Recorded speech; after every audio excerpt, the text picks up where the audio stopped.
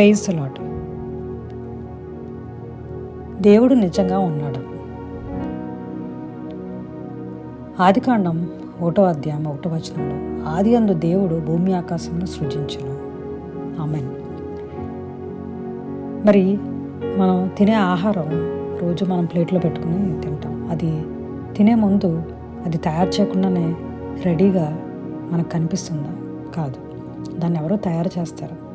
మన తల్లో, మన అక్కో, మన చెల్లో, మన భార్య, ఎవరో ఒకరు, లేదంటే రెస్టారెంట్లోనో హోటల్లో వాళ్ళను ఎవరో ఒకరు దాన్ని తయారు చేసి మనకు అందిస్తారు.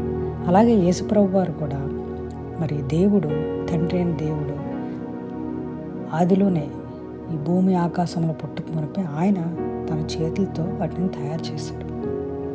అవును, మరి దేవుడు లేడు అని మనం చాలాసార్లు చాలామందిలో అనుకుంటాం. మరి గాలి ఉందా?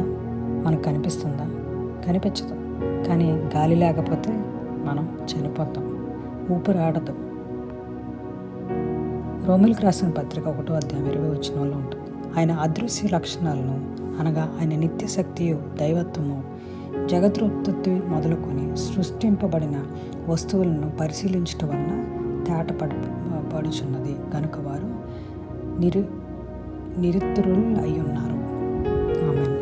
అవును, దేవుడు మరి ఇవన్నీ చేశారు. మనకి అదృశ్యంగా అనిపిస్తుంది, మనకు కనిపించట్లేదు అనుకుంటాం. కానీ యేసుప్రభు వారు వచ్చి చనిపోయి తిరిగి లేచి వెళ్ళిన తర్వాత మనకి పరిశుద్ధాత్మని ఇచ్చారు.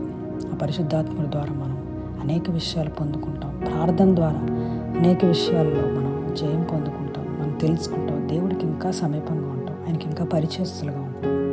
అందుకే దేవుడు లేడు అని మోసపోవద్దు. దేవుడు ఉన్నాడు. మనల్ని సృష్టించింది ఆయనే. మన రూపింపమునిపై ఆయన సర్వం మన గురించి ఎరిగిన దేవుడు. ఆమేన్.